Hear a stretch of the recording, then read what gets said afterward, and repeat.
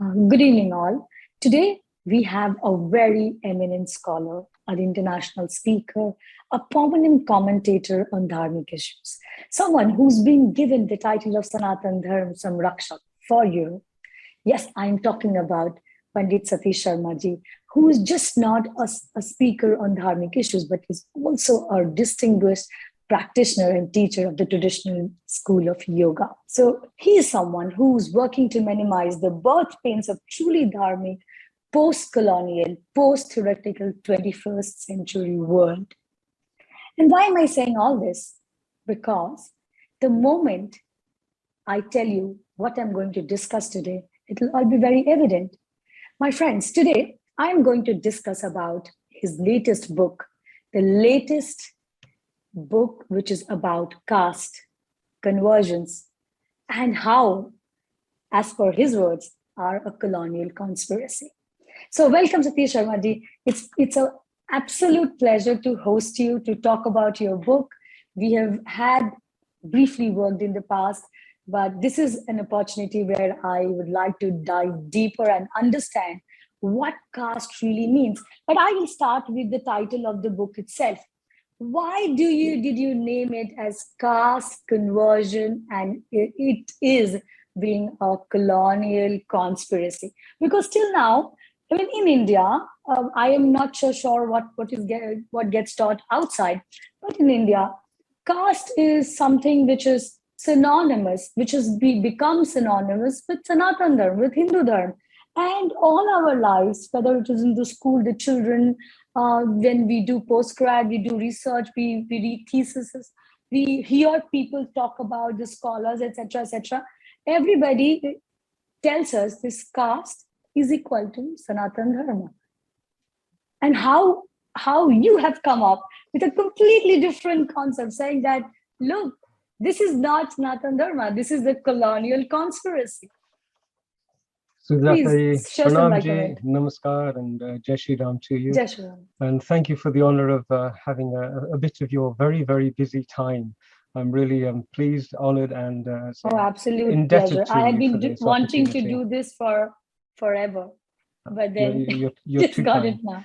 But it's happened, and these things happen when they're meant to happen. So you asked me a few questions there, and I'm going to start with the first one, which was this contentious word caste and why I chose to have it in this title. So I often teach people that we have got a vast library of Shastra, 1.8 million words in the Mahabharata, 24,000 shlokas in the Ramayana, a vast, vast library. And yet the one word that the West knows out of all of those millions and millions of words is caste. This is not an accident. There is a reason behind this, especially when you think of the unbelievably valuable contributions that Sanatan Dharma has made to world knowledge, whether it's all of those wonderful mathematicians we had, all of those incredible linguists we had, and Ayurveda and Yoga Bhyas, all of these things, each and every one of them is a mountainous field of study and endeavor. And yet the one word that's taught in the West is caste. Even to this day, in schools here in the United Kingdom, when children are taught religious education, it's taught in a fairly mundane way. It's usually taught by non-Hindus, white, English, Christian origin teachers, and they will start with caste, and then they will move to sati, and then they will move to cow worship. And that is the sum total of what our civilization of thousands, if not tens of thousands of years, is reduced to in a teaching of religion, the teachings which take you towards divinity, the teachings which supposedly teach you how other cultures view their relationship with God, with Paramatma, the creator. And as everybody knows, neither caste, nor cows, nor curry, nor sati have anything to do with that. So it's purely and solely an exercise in vilification. Not only vilification, it also dehumanizes and alienates the child. The child who is taught that this is what your ancestors learned in front of a class of 30 non-Hindus is going to feel deeply embarrassed. Terrible. And yet there has been no sensitivity to that whole dimension. So there is an imbalance straight away. Why is it that everybody in the West thinks Hindu caste, Hindu caste, Hindu caste? Isn't that a worthwhile question? So although it's a worthwhile question, I had no option but to answer this question, because a short while ago, the British Hindu community, we were accused by the highest authorities in the land of being caste discriminators here in the United Kingdom. And it was an incredible thing to watch. You can imagine, like most Hindu communities, we're busy doing the Hindu thing, educating our children, building our little businesses, producing doctors, accountants. We're fitting into the society that we find ourselves in, you know, our Karam Bhumi, we accept the obligation to fulfill our karma here. And so out of the blue, suddenly in the House of Lords, they were making the most horrific remarks. Half of all of our Hindus in Britain are discriminating against the other half. In the debate, there was talk of the Aryan invasion theory, the terrible Brahmins inflicting hatred on Hindus. And then in the same speech, there was talk of female infanticide, everything you can imagine. All the tropes were tossed into speeches in the House of Lords of all places. The chamber, which has the senior most voices, the men of wisdom and independence, and women of wisdom and independence, supposedly. And they tried to foist upon us a law which would enshrine into law an acknowledgement that Hindus were casteist, and therefore we were guilty prior to being judged and charged, and we would have to prove our innocence. You know, it became apparent to me that, hang on, if this becomes law, this means that any person who is not a Dalit becomes vulnerable to the accusation that you're high caste, and any criticism you have of me is nothing to do with my lack of performance. It's to do with the fact that you view me as a low caste and you're discriminating. That would become the default position. If a patient were to be discriminated against, or a patient were to be in any way, shape, or form made to feel offended by somebody who wasn't a Dalit, straight away that person would be deemed to have been casteist, and they'd need to have to prove their innocence. And can you see, this is a vast reversal of the legal principle that we're innocent until proven guilty. Hindus would be presumed guilty, and they'd have to continuously prove their innocence. So this was the first time this came across my horizon. I've been in this country for 50 plus years and worked with the community, with all communities, in mandirs and many other places, and never had anybody come to me and said, Satish, I've got a complaint of caste discrimination, or somebody has done something like this. It didn't feature at all. And so it was a shock to us. So we all sort of, in true Hindu fashion, introverted. You know what we're like? We go into self-reflection, swadhyaya, and everything else. As a community, we did this, and there wasn't evidence of it there. The only accusations that had been made, the evidence that had been provided was things like, in a schoolyard, somebody called me this name, right? And that's not evidence of institutionalized caste discrimination. That's evidence of schoolyard bullying. You know, all of us Hindus who've grown up in this country have grown up being vilified and bullied because we're the minority, and the white Christian majority children do not have a reputation for having been wonderful, warm, welcoming of the immigrants, especially immigrants of color, into this country. So we have seen all of that, and that was the only evidence that was put forward. No evidence was put forward. And so I realized that this was actually something more than just an appeal for justice. I recognized that there's no evidence. This is designed to harm us. And so I started to dig a little bit deeper. And what I understood, and I researched and traced it back, this was an act of mischief. It came out of the Church of England. It came out of the evangelical wing of the Church of England.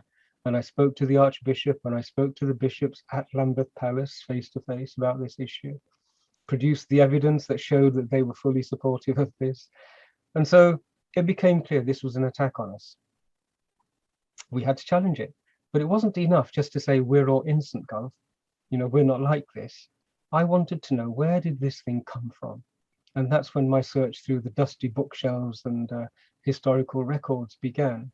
And I was fortunate to have a very nice collection of some very old books from colonial and pre-colonial times, as well as contacts with researchers and people in Bharat, as well as access to the records of Parliament here in the United Kingdom.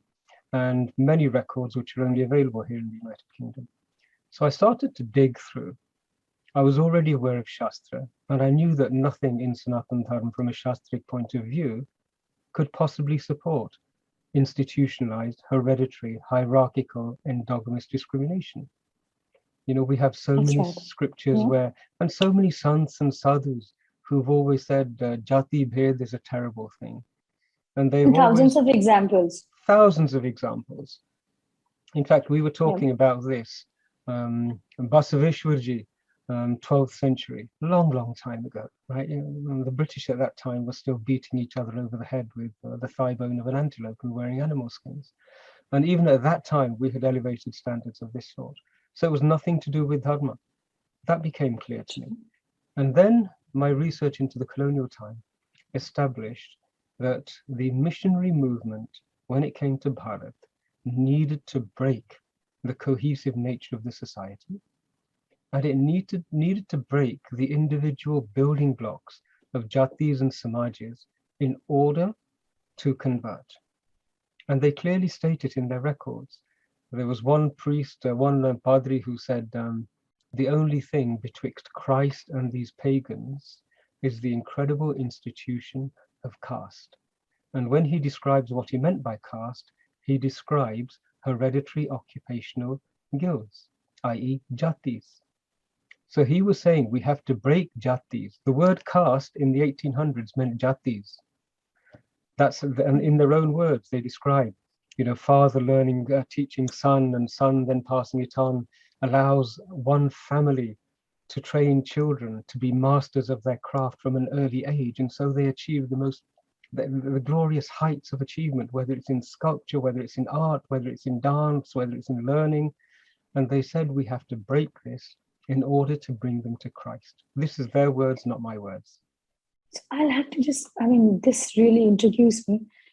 So till now, we believe that the British colonialism of India was more of a political colonism, and it has implications on social, economical, and other factors. But here, what you're mentioning is that the religion was very much part of it. That the missionaries were very much part of the entire thing. That how should I should just not colonize this place, but I should also make sure that it disintegrates, it breaks away, it create a discord within the community, so that Correct. they become slaves forever, perhaps. And Correct. is this your statement? If I remember correctly, you had mentioned that this entire angelistic colonist strategy to leverage caste to deliberately create a discord amongst the communities, which are jatis in India, was hashed on January 4th, 1844. Are these both things linked? Correct. So, So tell us more about it. Firstly, the East India Company, if you have a look at their logo, there are 3 crosses. Okay. Yes. Right? Yes. And so it's not as though that was an accident. It's not as though, oh, this looks nice and I've hired somebody who's a designer to capture anything. No, this was the church doing business. Okay. If the church had, how did we miss all this? That's because we didn't go looking, and they were so remarkably adept at hiding their tracks. You know, the pomp and the glory, it's all a story designed to keep us distracted, not just us distracted, but to keep everybody distracted from the brutal reality of where all that wealth came from. So the East India Company worked with the full sanction of the church. The church's hand has been present from day one. Remember the papal bull when the Roman Catholic Church divided the world between the Spanish and the Portuguese? He said, yes, you can do whatever you want. And if you find any human beings, because they're not Christians, they're not really people. They're not They're persons. animal souls. They're animals. In fact, this is what the word persona non grata, that phrase means personage not granted. So persona non grata actually means you're not even a person. So everybody who was not a Christian was persona non grata, i.e. they were animals, they were part of the animal kingdoms, they were fauna and flora. you'll be shocked to know that until Yeah. 1962, the What a Aboriginal barbaric thought.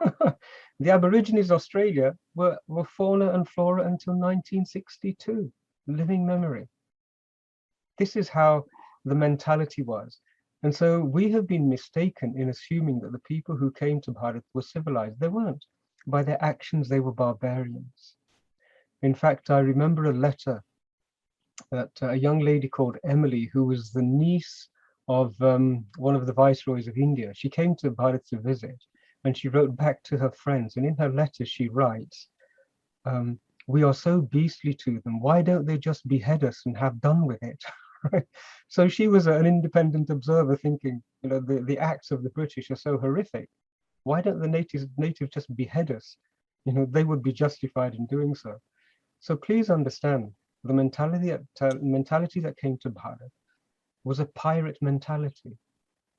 The original origin of British wealth and resources was that the Church of Rome gave the Spanish and the Portuguese all of the world. And so the Spaniards were sailing off and stealing gold from South America and bringing it back. And because Britain had nowhere, what it did, it became a pirate nation, and it used to attack the Spanish and Portuguese ships and steal from them. So that's how Britain became, shall we say, that's where the investment came from, shall we say. The FDIs came into Britain via the actions of piracy. And that was the tradition. And so the people and that was the great nation where the sun never set. And so they came with the attitude of rape and pillage, a civilization which was filled with people who were not human beings. So this is the mentality. And it was cunning to such a degree that civilized people struggled to even contemplate that such a mindset could have existed. And yet it did. And to a large degree, the world that we're seeing now is a world full of strife, which was created by this mindset. Its roots are deep and its shadow still falls on humanity. So I discovered much of this in my research. And you can imagine, I've been to school in this country, I've grown up amongst British kids and everything else, and none of them know the true history of what this island is. So the story that Britain, or the ruling classes in Britain, was telling the rest of the world was the same story they were telling their own population. So the true history of British development has never occurred. And British people know nothing about this side of history. And so neither did I. But once I started researching, it was like pulling, you've seen in those Tom and Jerry cartoons where the thread of a jumper, you start to pull and pull and pull, and suddenly the whole glorious garment starts to fray, and a different side became apparent. So I was able to establish two things. One, I broke the link between caste and Shastra. There is no link whatsoever in our Shastras which supports caste. And the second thing I established was that caste has its roots directly in a design, a malicious design, created and articulated and deployed. The first time it was presented as a strategy was on the 4th of January, 1844, where a whole group of missionary organizations came to have a conference. You know how these days IT guys all gather together to have a conference, or marketing Silicon Valley conferences. Well, this was a missionary conference, and it was held in Madras, and that's where they presented the papers to say we have to deconstruct the Jati integrity of this community. That's the only way we're going to convert them. And there are statements where they agree that it's divide and rule. It worked for the Romans, it will work for us. We will steal from one person, blame it on another Hindu, set them fighting against each other, and we will take away the wealth that we want. And what we'll leave here is the capacity for this civilization to tear itself apart. And they did it so effectively. And it's an old playbook. Panditji, so that brings me to a point that, are you trying to say that they recognize the Jati or Varna Vyavastha, what we had and what we blame today for everything that happened, everything bad happening around us today because of whatever, half-fed knowledge that we have, is the only strong point India had or still has, which is holding it together and which also holded the India, the marvelous India together, and they had to break it in order to break India. Are you trying Correct. to say that? Correct. That is the statement. I found the records of the speeches that were made by the missionaries at that meeting. And I have them, and I've included several extracts in the book where you can hear it in their own words. They recognized that the way in which Bharat organized its society was, in their words, incredible. That it was a means whereby every need of society could be fulfilled. There were adequate resources and adequate artisans and adequate skill sets to be able to meet any and every need. They acknowledged this.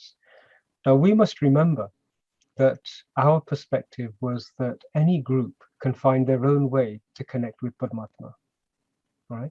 So we have had in parallel paramparas running, which have got totally strange, different views, but because they don't attack each other and they don't maintain that we're better than you guys are, right? It's always Hanji, aap Hanuman ji ke bhakt hain, theek hai, right? Hum Ramchandra ji ke bhakt hain, chalega. And there has been very cordial relationships between all the paramparas. The artisans, they worship Paramatma in the form of Vishwakarma.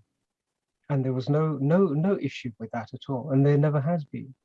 But they saw that if I use the artisans as the craftsmen and the carpenters as an example, they saw if we want to convert these people, we have to get them away from their worship of Vishwakarma, right? And so how can we do that? We have to break the integrity of this little community. And the way they did it was to pit them against other communities.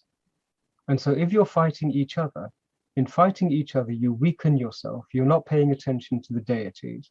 And as the cracks appear, then each community becomes vulnerable to a third party who comes along with goodies, who comes along and says, let me be the peace broker. Let me be the middleman. And we know the British did this with so many rajas and so many kingdoms. And they did it to their advantage and not to the advantage of the groups. So they recorded in their own words an intent to deconstruct and to deconstruct the jatis and to create disharmony and discord between different communities. It's recorded, it's in their words. And that was the beginning of the discord and the rifts in our community. So, in a way, you are saying that they saw this marvelous structure which has been existing for, I mean, time, infinity. We have records of the time where none of the civilizations, at least archaeological, evidences are not there that any other civilization other than us existed, and we could continue till today, until that time.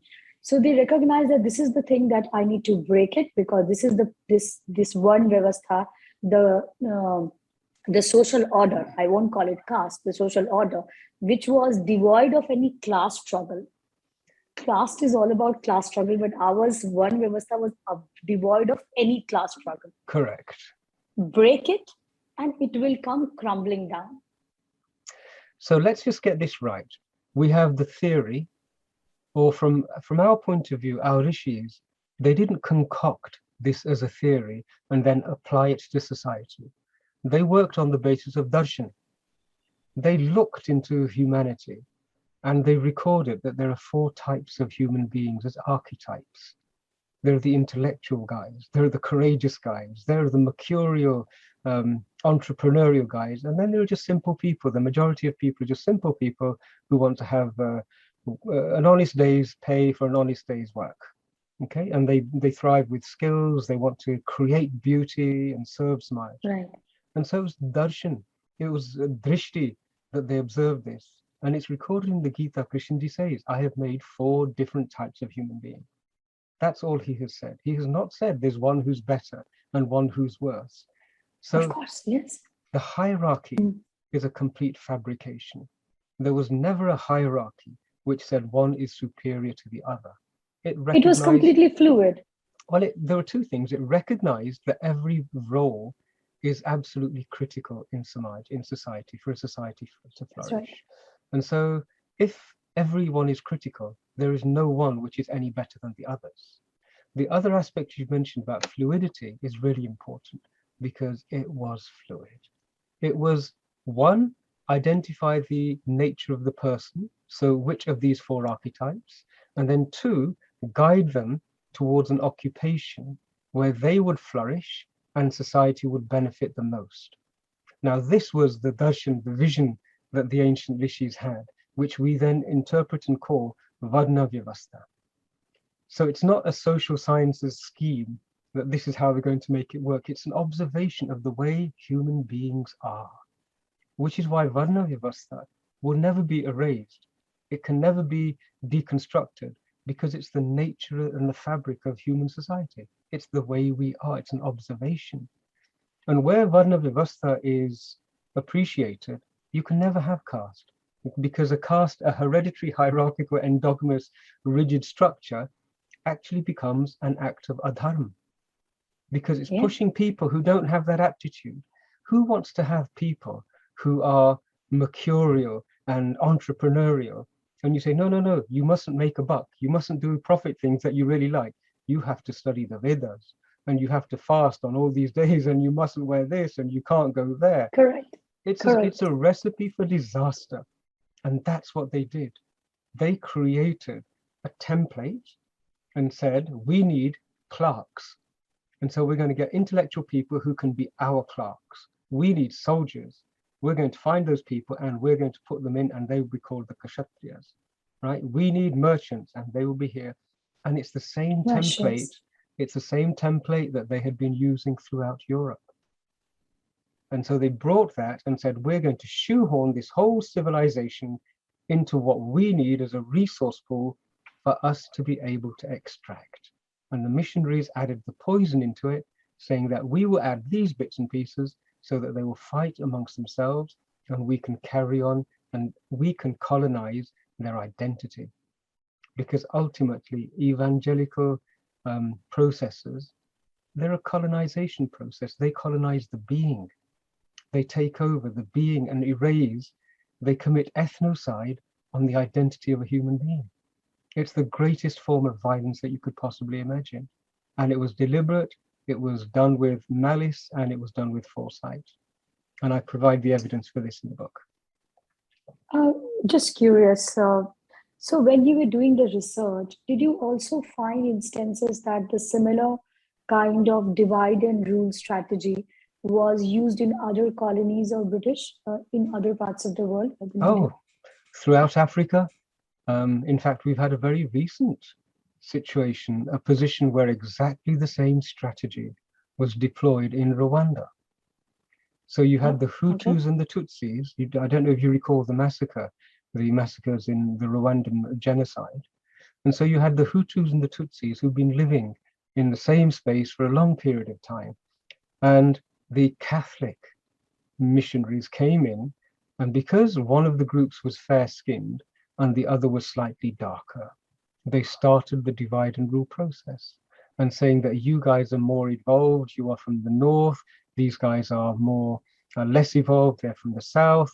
And that divide and rule playbook was brought into action. And within a matter of years, 800,000 of the Rwandans killed each other. And then the Pope had to go and apologize for the role of the Catholic Church in the Rwandan massacre. So don't think... The Pope still has to come to India to apologize for such massacres, or for making a country which was a golden bird into a drought-filled, absolutely pathetic state, and taking away everything. I had this dialogue with the Archbishop of Canterbury when he was about to visit Bharat, to visit Jallianwala Bagh. Yeah. And so I wrote a briefing note for them, and it wasn't gentle.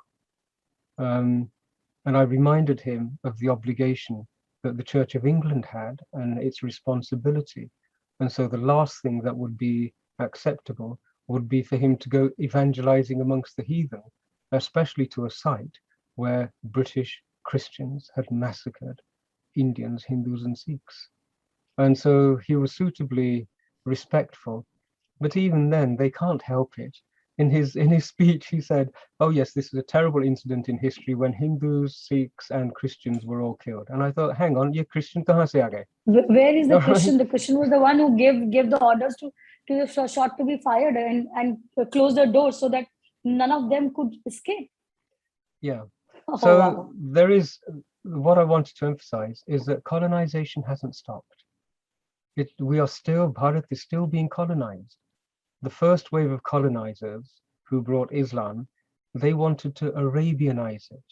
And even to this day, Bharat is suffering from attempts to have for it to become a colony of Arabia. But it's also suffering attempts to colonize the people and the land and to become a subset of pretty much the Roman Catholic Church, the Roman Empire as it still is. So we haven't seen the end of this. And there's one extra thing that's worth noting. Because of the atrocities that we suffered from the British for almost 300 years, and how successfully they were concealed by the creation of this thing called a Commonwealth, which is basically all of the victims of British colonization were then huddled together and said, "Oh, no, you can all be a part of the family of nations that we all raped and pillaged and reduce you to a subhuman existence. But now you can all be part of this family where we're actually still in charge and we're the head." Because of all of that, they don't want it to become common knowledge. And so every attempt is being made to carry on with the job that was started, to colonize Bharat, to commit ethnicide on the Bharatiya civilizational identity, purely and solely to hide every trace of what they did. Because once Bharat finds its original voice and looks at its own history, and then looks at the records of what was done to Bharatiyas, it's going to turn around and say to the West, "You did this, no more." And at that point in time, the West will have to acknowledge its violence, and they don't want to acknowledge it. That's not in the nature of what these colonizing nations have done. That will be a terrible day when they have to account for 80 million plus lives lost, the deaths of 20 million in one famine, 10 million in another famine, deliberately created by them. This is a very difficult pill to swallow when you've told the world that you're Great Britain, the arbiter of international law, the mother and father of democracy and jurisprudence, none of which is true. Much of that is merely a way of concealing the ills of the past. And so there is a great deal of pressure on Bharatiyas not to recognize what's been done to them.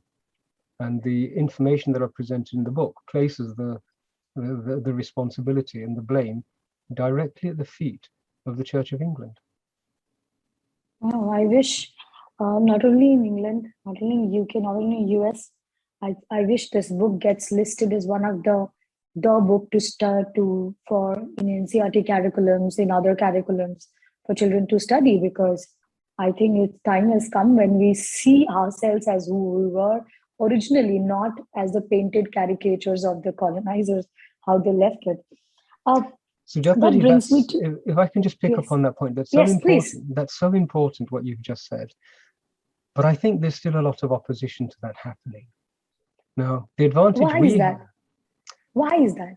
Because to confront one's own trauma is something that doesn't come easily to people who have been traumatized. You know, when something has hurt a person or a family or a community or a civilization so deeply, the instinct is, let's move forward and leave it behind. Because nobody wants to go and undo and relive those things that have caused such a pain that they rest deeply in our hearts. And yet it's something that we have to do. And unless we push for it to be done, there are plenty of people who are happy to say, "Choro, let's look at the future." They don't realize But that that's not how it works. Satish ji, I have an alternative view to this, and I would say, if I have, let's say, like I burnt myself here somewhere, I can choose to ignore it, but the burn will still be here. If I don't recognize that this is a burn thing, my skin treatment, and if I don't do things, it may become tomorrow something else that I don't want it to become. It may harm my hand or something like that can happen. So if we I think we have come, we are not that weak when we can take up the 800 years of invasion and 12 years of British colony, all of that. I think we are not that weak where we have to start looking at things how they are, because perhaps that is how you learn the lessons of the history. Otherwise, if you don't even look at your history, how do you even look at your future? Because it is said that if you don't learn from your history, your past gets affected, because if you choose to ignore it, doesn't mean the other will also ignore it. It will not Correct. get ignored, but it will get manipulated, which has happened with India And and the is history of it. and is still happening. And I agree with you totally. I'd add one extra dimension to it. You said if I burnt my arm. I would say, what if somebody had burnt your arm? If somebody had Oh, knowingly yeah. burnt your arm, then in your mind, you have an idea, do I want to encounter that person again? Am I strong enough to engage with that person, or am I going to get hurt again? And it takes a lot of courage to be able to muster a response which says, right, I'm going to stand and I'm going to face my oppressor. I'm going to face my abuser, especially when one of the abuser's schemes has been to inculcate in the abused the idea that it's better to look forward and not go backwards and seek justice.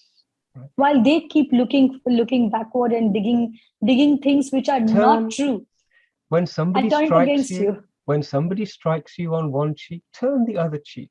Now, isn't that what every bully would love to be able to have the whole Oh, world yeah. accept, honey? Oh, yeah. And Oh, yeah. so this is it's become part of the understanding of all of the colonized peoples, and they're slowly now getting rid of it. Only last month, Barbados decided that they didn't want the Queen as the head of their state. The Caribbean nations are coming together, and they're now saying, we want to give Britain a bill for reparations for what was done to us during slave times. A few Wow. years ago, a few years ago, the Kenyans, they put forward a case in the British High Court saying that the British had perpetrated massacres on them, the Mau Mau massacre as it's called, and the British courts had to settle. Now you see, this is going to happen because Gadma demands that this happens. You know, we have um, a version of Newton's law of thermodynamics that every action has a reaction. You know, our view says that every time something puts the universe out of balance, something happens to bring it back into balance, and we call it Gadma. Just Right. imagine, just imagine how much out of balance it is when you think of the horrors that the white European Christians inflicted on non-white, non-European, non-Christian nations. That is how unbalanced the whole of the planetary order is. Yeah. And each and every one of those injustices has to come back and be accounted for the earth to come back into balance. So the pressure in the Brahman, you know, they say dharma rakshiti rakshita. That means that that balance will actually come in once people start to serve that balance, which means when we demand reparations, when we demand recognition, when we demand restitution, and then we accept reconciliation, that's the path that we have to go through.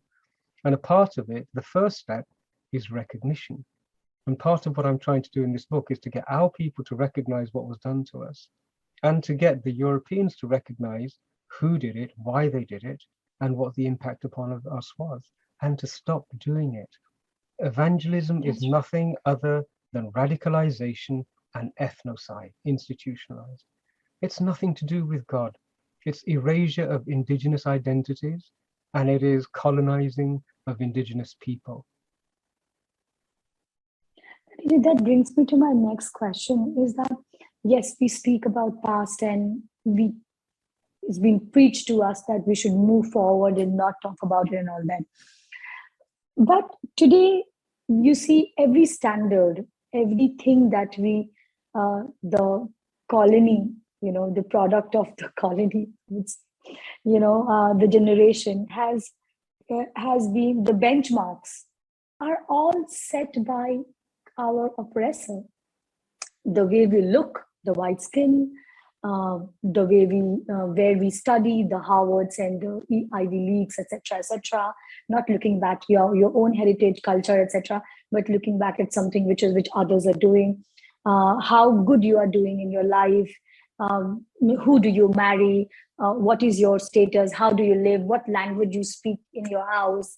where your children, what is there, your social circle, the things that you eat, the how you eat, what do you eat, etc., etc., etc. I mean, I can go on and on about it. Everything, right from entertainment to the books we read to things we see, everything. I mean, thousands of things are all set by these colonial mindset. How do we decolonize that? It's actually a lot easier than you think. Okay, so I'm going Okay. to give you a living example. Okay, so I couldn't give you a better example than myself, my own family. We've been in this country. I was born in Bharat, spent my early years in Punjab, and came to the UK in my infancy, and have grown up here. My children have grown up here, and we are very much a part of what's happening here. The first time I went to Bharat after the original act of immigration, I was 17 years old. And I can to this day remember some sort of a feeling inside, which was like, wow, I've come home. And it wasn't intellectual, it was a deep emotional feeling. I think part of it was the shock of being not the only brown person on the street. You know, suddenly everywhere was filled with people who were like me, as opposed to here, where we were always a bit of an oddity, a bit of an add-on, you know, a little bit of color in the British multicultural scene. But there it was totally different. And the relationships and the way in which we were talking to each other, the way in which families were automatically linking and relinking, it was though the years dissolved and disappeared. And so that sort of indicates that there's something deeper. And from our perspective, we know about Punarjanam, and we know about relationships and Prarabdha Karam, and how your karam go from birth to birth. And as I often tease my wife, that we have another 7 janam to go together. So, you know, just take it easy. You know, we have a different understanding and a broader range of vision. So if in a tiny little time space, we take on the outer appearance and that thin veneer of European personality, right, it doesn't matter. Because I'm sure and I guarantee underneath it, there are many lifetimes of dharmic existence waiting to just blossom. And they do. You know, my sons, they're yogacharya. They've been to Roman Catholic schools and they know the Shastra. They grew up doing the Hanuman Chalisa, etc., etc., etc. And when they went to Bharat for the first time, they too felt that as well. And they too made their own circle of friends. So there is a deeper game plan going on here.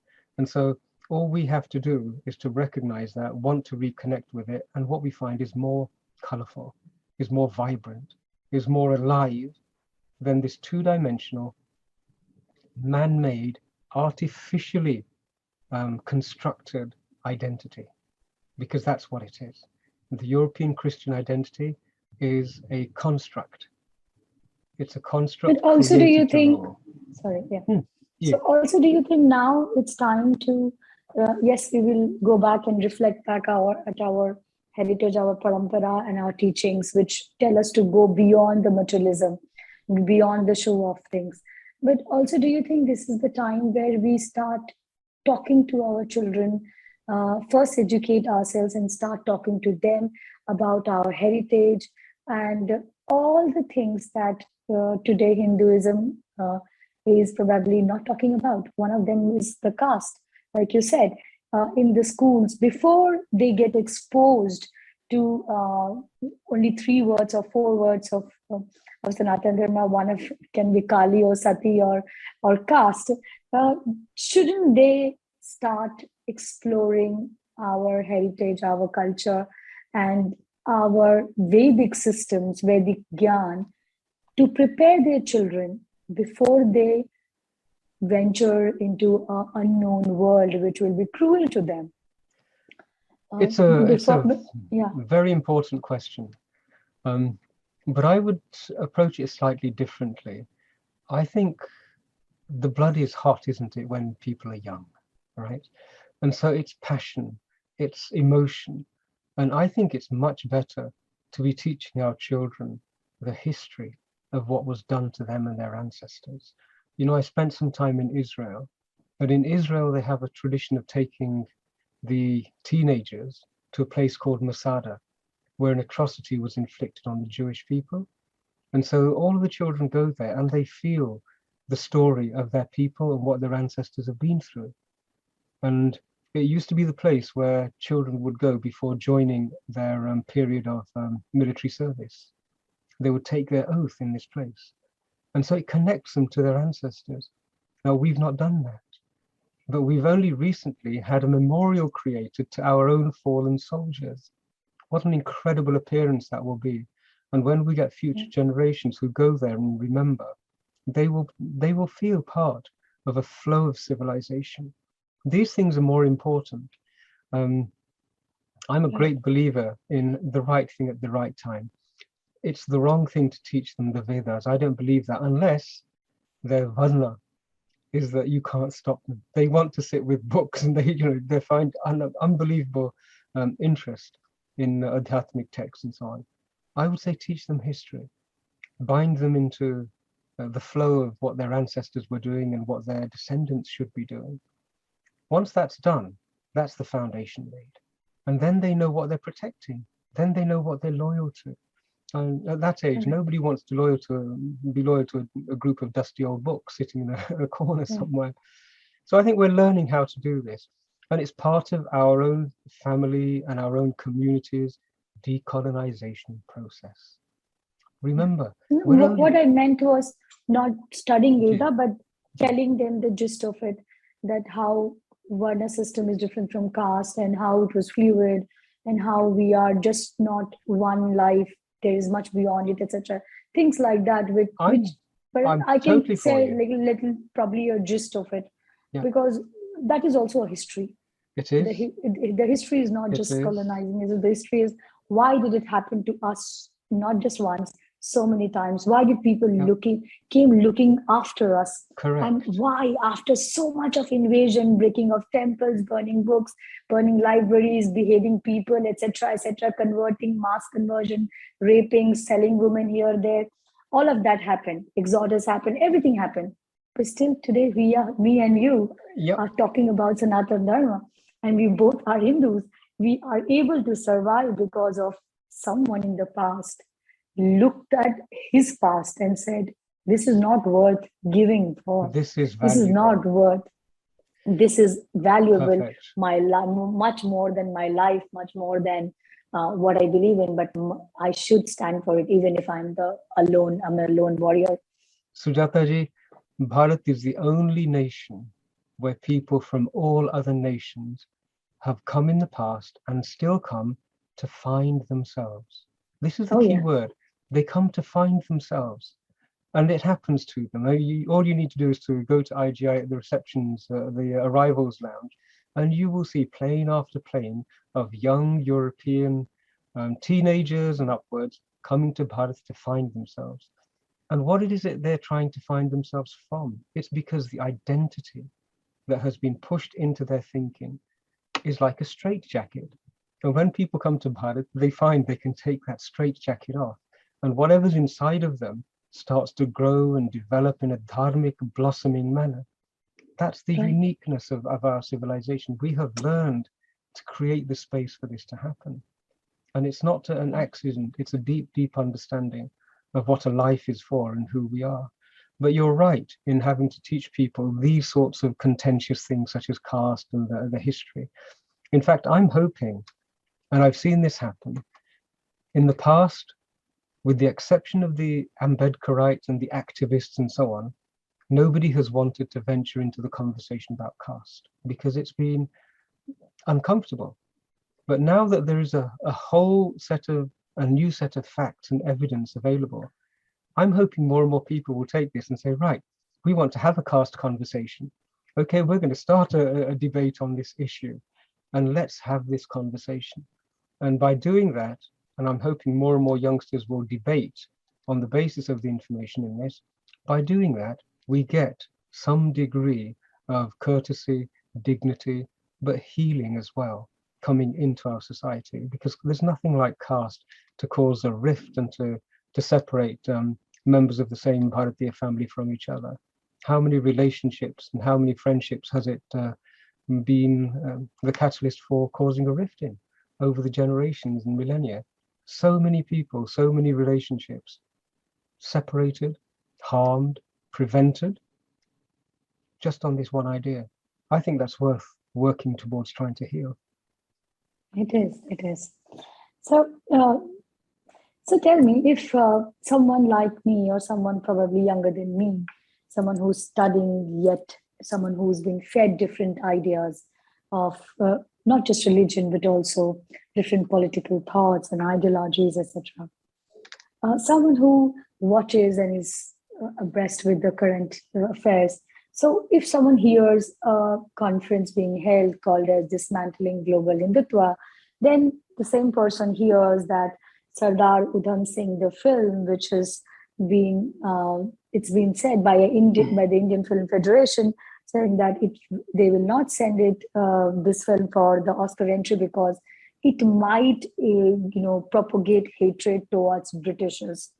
Whereas at one instance, we saw that how people who had absolutely no idea, no credibility of Sanatan Dharma were going to be the speakers of the conferences, calling it dismantling. Why do you have to even dismantle? You don't dismantle anything, you propagate knowledge. You talk about it, you don't dismantle. It is not, it is a I mean, I find it so funny, but then, yes. And then you have Indian film fraternity. So here you can't even say that foreign agencies are at play with it. So you have an Indian film fraternity saying that, no, we will now not send our own film, which is produced or made by our own actors based on a true story, to the Oscars, because it just might hurt the sentiment of someone sitting miles away. How do you see that this is all? So this is a perfect example of the prevalence of a colonized mind and colonized minds, because it's not only ridiculous, it's actually completely out of tune with reality. And the British people who are in existence today, they didn't go and perpetrate these atrocities. And so why would they be offended? It's the right thing to teach them their own history, and they would receive it, because it's the British establishment, the British ruling class, who have imposed their will on the British people as much as they did on everybody else. So there's, so who are you protecting? Oh, we're protecting the scheme of the ruling classes to hide the truth about what they did overseas. That's the reality of what this person is saying. And it reminds me of the equivalent in the Americas, where the slave owners, the plantation owners, would look for one slave, again, divided rule, and elevate that slave so that that slave could live in the house. So he was a house slave, and he was given better clothing than all the others. He was fed better, and they taught him a little bit more. And his job was to oversee all the other slaves. And so he became closer to the master and further away from the slaves, and became a part of the oppression of the slaves themselves. So this house slave mentality still exists. And this individual who is saying we should not send Sardar Udham to the Oscars is a house slave. That's all he is. And it really does need to be responded to. It's wholly inappropriate. But this is the time that we're in. At least we're noticing these things. And there are people who I will object send to your them. one copy of your book to him. No, please do so. He is please the one who needs to read this copy. And I really hope that everybody who listens to this conversation, who comes across the word caste and finds it either oppressive or either or I would say propaganda, whichever category that you fit in yourself, must read this book. Sujata, you said something yes. earlier, which I think is worth just reminding people of. You were describing how it's a trigger word, how Yes, it's a word, the moment you hear, you respond to it with a pre-programmed understanding. And that's what propaganda is all about. You don't know anything about the subject, but what it does is the moment you hear the word, it triggers an emotional response. And whenever you come across something like that, we should really, all of us, investigate, hang on, where did this come from? Why do I respond to this in this manner? Because it's a part of the dark arts that Goebbels and Himmler in the Nazi days refined on how to plant the appropriate words so that you could, at the right time, push the button and make that person do what you want them to do. It's called a trope. That's true. It's called a trope. For a long time, the Jewish people were being killed because of the Christian created trope that the Jews were all guilty for having killed Christ. And that's one of the biggest tropes that was going around, that, oh, he's Jewish, he's guilty, he's part of the group who killed Christ, so we can actually dehumanize them, we can attack them, we can vilify them, we can do whatever we want. And look where that led to. In the same way, caste is a trope. It was created to elicit a certain response, a hatred. It is a word which is as offensive, and I've said this, it is a word which has been so well sculpted. It's like the N-word used to be. The N-word was used to describe slaves and immediately to put them into on the defensive, diminished, dehumanized, and reduced and vulnerable. That's how it was used. But they've possessed that word so much so that no person other than a person of African origin will even say that word. They've taken the power of that word back. And it's the same thing with caste. We Hindus need to recognize that this is our N-word, that it was created to cause hatred of Hindus. And anybody who uses it is what I call throwing in the caste bomb, and its only purpose is to weaken the Hindu. I'm hoping that once people understand how it was done, and the book describes this so clearly, then every time somebody throws the caste bomb at a Hindu, the Hindu will just calmly pick it up and throw it back. And then we can move forward. This is my hope, that we can dissolve or take ownership of this colonialist trope, caste. Right. So now, at the end of, I want you to give me two, only two. Because I've read your book, so I think there can be hundreds of reasons, but two reasons why everybody must have this book on their table and they must read it. One reason is very clear, and my intention is I would judge this as a successful outcome. And that would be when members of our own family who have been distanced, those people who say we're the Dalits and we hate the Brahmins, that rift is the artificially created rift that I'm referring to. When a conversation, a genuine conversation can start between those two polar identities, and if the book can be the catalyst for it, I would say that's a brilliant achievement, and I would rest happily saying, Hanji, this lifetime was worthwhile. Because in doing that, we can heal that rift. You know, I approach this like an Ayurveda Acharya does. They're not concerned with the symptoms. They want to know, where did the original injury occur? Where did the wound or the imbalance occur? And we'll deal with that, and then everything else happens. You know, if you have a stone in your shoe and you don't know, and you're walking, your whole body adjusts to minimize the pain of that stone in the shoe. And after a period of time, your spine is imbalanced and everything else. And it's not until you find the stone and get rid of it that you can then suddenly stand tall and erect and walk naturally with harmony. And this caste word is our sociological stone in our shoe. And the only way we will get our society to start to work properly is when we find that stone, take it out and throw it away.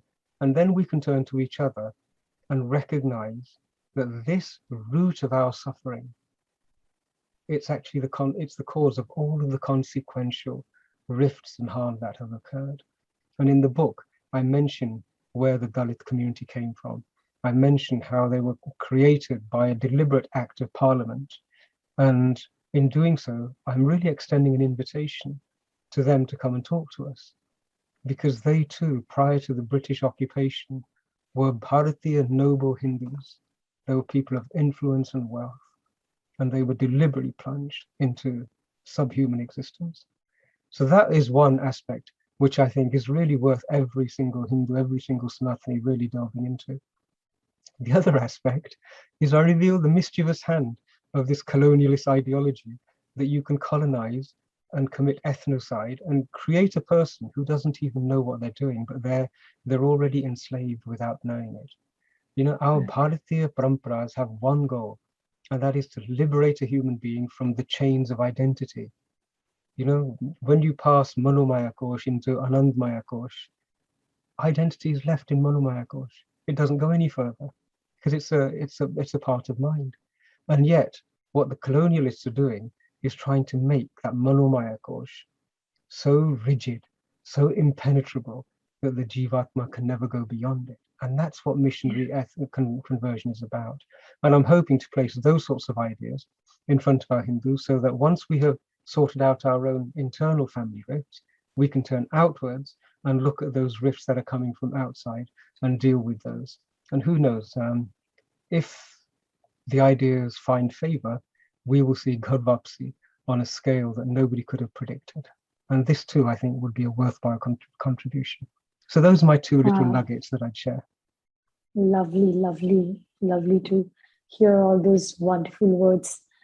Can I just request, this is my personal request. So after this book, if at all you would want to write a book, can you write a book based on the different streams of knowledge that you gathered, the researches that you've done, the stories that you have come across? Can you write a book for children? Because I think this is where we lack something like Panchatantra, which is not very heavy to understand and read. People can, I at least want one book where each of us introduce along with Johnny, Yes, Papa, and Cocomelon, nurseries. I really, really want to, because this is where we would create. See that we are expecting the trees to mend their branches while they have already grown up, where their roots have gone somewhere else. When we're asking young people to change their mindset and go back to this and go back to that, it will take a long process. Yeah, while we do that through your current book, while we bring people back to where the right path and right knowledge with facts, we also have to make sure that we don't have to do the same process, same labor for the younger generation. I would want children to know about, because when a child can learn about mobile phones in one go, he can understand the entire technology, iPads and all of that. I would be fooled to assume that he won't understand these stories. He may not pay too much attention, but that is okay. Even if he has a brush off with it, so tomorrow when he feels like, he can always come back and refer these, that look, this is what I heard, this is what I've read, and this is what my parents taught me. So that tomorrow when he goes to the universities and he finds an Audrey Tusky talking about how Ram was this and how Ram was that, my child can stand up and say, Miss, I think you need to go back to nurseries. You need to go to preschools, because there is a book which can teach you and which can tell you exact knowledge about Sanatana Dharma, and stop this, propaganda. I want the younger generation, 30 years down the line, we shouldn't be struggling for our identity. We should have found it by that. It's a wonderful request. Just a little request. Just a little request, huh? Just a little request. For little ones. So my plan of action with this is, I've already got requests to translate it into Hindi, into Telugu, yes, into Kannada as well, and into Tamil. And then I've had requests to produce an audiobook. And because a lot of people are going to be listening to it and driving. Yeah, because I search it on Audible as well. Yeah. And so I'm thinking, okay, just add it to the end. Now, I grew up with Amar Chitra Katha and Chanda Mama. And even to this day, I can remember the back cover of Chanda Mama, where is that he's in a cemetery and he's carrying a body on his shoulder and there are skulls and so on. Now, we grew up with that. But there is a need, what you're saying, there is an absolute need. It will emerge. Sujata ji, aapne keh diya, you have put the thought and the request in front of the universe. And because I've not come across anyone, Satish ji, and this is not because we're having an interaction. The way, the gentle way of putting the most harsh reality of life. I think you have mastered that act, and children need that, because children would not be able to understand heavy words. Children would run at the very first instance the moment we say, no, you don't understand. I have always seen you being very accommodative, giving space to people who don't even agree with you. So making them feel safe when you are around. And I think that is one thing that, apart from having the ability to write, I think one thing that is needed in someone who can write for generations to change, who can write for an Atmanirbhar, Atmavishwasi, proud Bharati 30 years down the line, like you have Sujata a ji, generation. I am available to the universe. If it hadn't been for COVID, I would have been in Bharat this year. And I think we would have been doing a lot of this work on the ground. And my hope is that in the early part of 2022, that I'll get the opportunity to come and start to pick up that work. And a portion of it will definitely be with universities. I've had a number of universities say, let's have a chat on this subject, and could you come over? And so I will do. And I'm also sure that I hope a significant part of it will be with the Dalit activists. I would love to start to have this conversation because I think I've got the credentials to, with safety and with no malice in terms of intention, to engage with this issue. And you have put this request in front of the universe, and I'd be really surprised if Devi Shakti didn't respond and do her magic and make some sort of little scheme whereby I would end up doing what you have put in front of her. So I'm wise enough not to say no because I don't know how it will happen. I never wanted to write a book. My philosophy was that there are so many books on the planet, the earth. Bhudevi has never been buried under so much weight of books. And so everything that should be written, I thought had been written. But obviously, the universe had other desires. Oprah forced you? But Oprah forced you? She did. I'm looking forward to the universe making us meet. But you're right. Yes, I'm looking forward to having a CBS interview. Well, we sent her a copy of the book. Oprah accepting that her release of the cast book was a mistake. Yes. Because probably she also doesn't know what it is all about, the way we get played about it. Correct. And most of them don't. And there's work to be done in the United States as well. And we have a role to play there because there is the same voice beginning to appear in the United States. And we can lead and we can support and be a part of that voice. 2022, Sujata ji, yeah. Aapka Ashirwad hai, your blessing and your support. My support project is always there with you. No, I'm deeply grateful.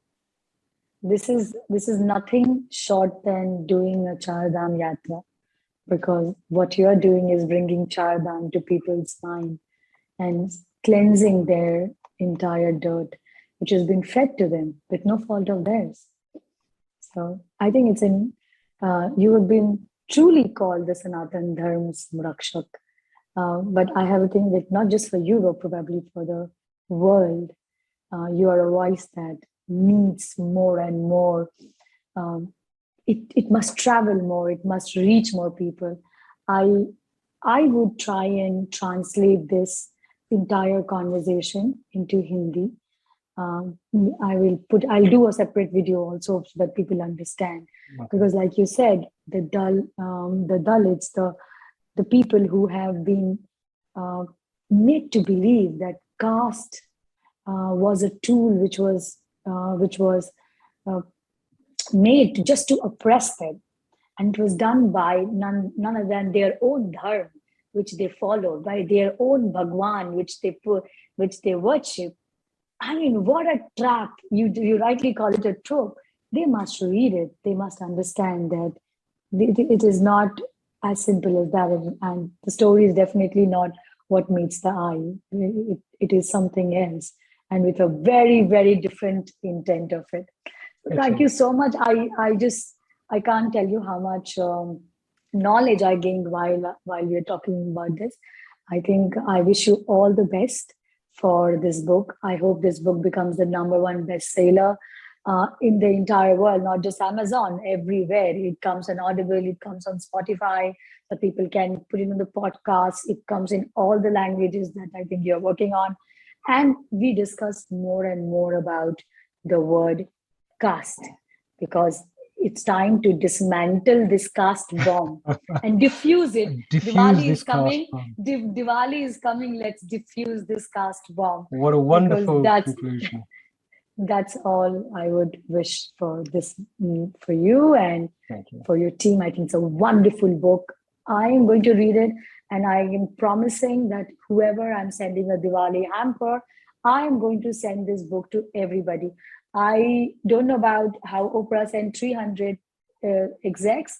I would be able to reach more than that number for sure in India. Okay. Well, so, I will come and help you pack your hampers if we can make that happen this year. Amazon does that for us, so we don't need to worry about it. Beautiful. Yeah. So everybody, Sujata thank you. Thank you very much for your support and for your encouragement as well. And I'm sure we're going to do well with 2022. We will get rid of this problem very quickly. Sure. And we will also provide the link for the Panditji's book on Amazon. So anybody who's interested to buy the book can go to the link and buy it. It's not very expensive. You can just buy it quickly. It gets delivered to you. Read it, because this is one book that I recommend. This is one book that we all, Sanatanis, Hindus, or people of other faith who have interest in the religious studies and also the history, should read about it, because remember that if you don't understand your past, you never get to your future. Thank you so much. Thank you, Jai Shri Ram to you. Thank you, Sujata.